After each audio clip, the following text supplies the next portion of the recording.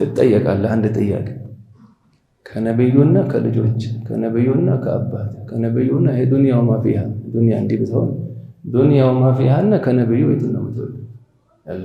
አላህ ሁሉ ዱንያ ይቅር እንጂ አላህ ነብዩ አሁን ኢማን አለው ከሁሉ በላይ ሞላል ነብዩ ሰለላሁ ዐለይሂ ወሰለም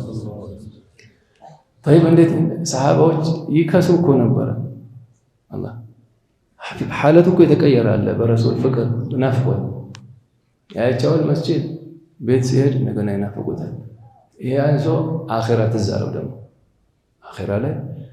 ጀነት ካልገባው ላላያቸው ነው አለ አሁን የሚያሳስበው ነብዩ መለየት ነው አጂብ ነው አኺራው እኮ ነው የሚያሳስበው ምን አይነት ፍቅር ነው እነዚህ እንጨቱ እኮ አለቀሰ አይደል حنين الجذع يلوتل متواتر كون يا حد كمسجد كو الوطم نبي ወደ አኺራ እኮ ሄደው አይደለም ከሱ እኮ የተወሰነ ሜትር እኮ ነው የራቁት እንጨት ይሄን ሰለፎች ሲቀሩት ይሄን ሐዲስ ሲማቸው እስኪረጥብ ያለቅሱ ነበር አለ የት ነን እኛ እንጨቱ ያለቀሰላቸው ነብዩ ዛሬ መዲና ሄደው እኮ ሳይዘይራቸው ይመለሳል ወላ ሐጅ ሄደው እኮ ሳይዘይር ተመለሰ እኮ فإنك لا تجزي نبيك يا فتى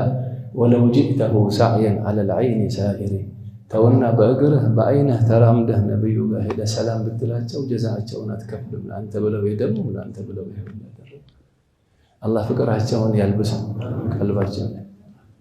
إذا النبي